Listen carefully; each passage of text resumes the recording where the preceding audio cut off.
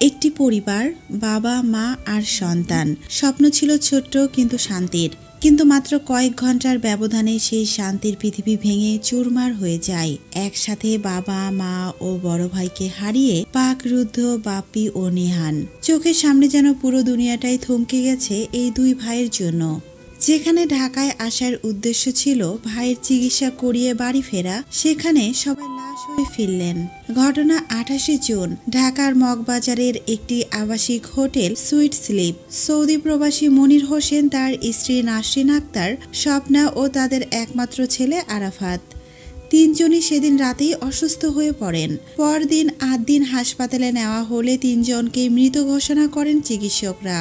মৃত্যুর কারণ প্রাথমিকভাবে বলা হয়েছে খাদ্য বিষক্রিয়া। তবে সন্দেহের তীর ছুড়ে দেওয়া হয়েছে পরিবারের এক আত্মীয় চাচাতো চাচা রফিকুল ইসলামের দিকে। জানা গেছে প্রবাসী মনির দীর্ঘদিন সৌদিতে থাকাকালীন রফিকুল ইসলামের মাধ্যমে জমি বাড়ি কেনেন। দেশে ফিরে সেই সম্পত্তির হিসাব নিয়ে মনিরের সঙ্গে তার বিরোধ শুরু হয়। ওই দিন ঢাকায় চিকিৎসার জন্য মনির ও তার পরিবার এলেও হঠাৎই পরিকল্পনা পাল্টে তারা ওঠেন মগবাজারের হোটেলে।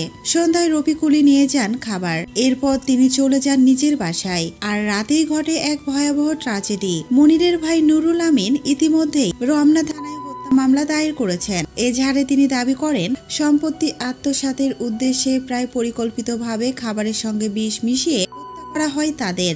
এই মামলায় রফিকুল ইসলামকে গ্রেপ্তার করেছে পুলিশ। তবে রহস্য এখানে শেষ নয়। ঢাকা মেডিকেল কলেজ হাসপাতালের ফরেনসিক বিভাগ ইতিমধ্যেই নমুনা সংগ্রহ করে পাঠিয়েছে মহাখালীর পরীক্ষাগারে। প্রতিবেদন হাতে পেলে বোঝা যাবে এটা শুধুই বিষক্রিয়া নাকি এর আড়ালে লুকিয়ে আছে ঠান্ডা মাথার পরিকল্পিত হত্যাকাণ্ড। এই ঘটনায় পুরো এলাকা এবং আত্মীয় স্বজনেরা শোকাহত। বিশ্বাস করতে পারছেন না, একটা পরিবার যাদের ঘরে ঈদের খুশি আসার কথা ছিল, তাদের ভাগ্যে কেন এমন নির্মম পরিণতি লেখা ছিল।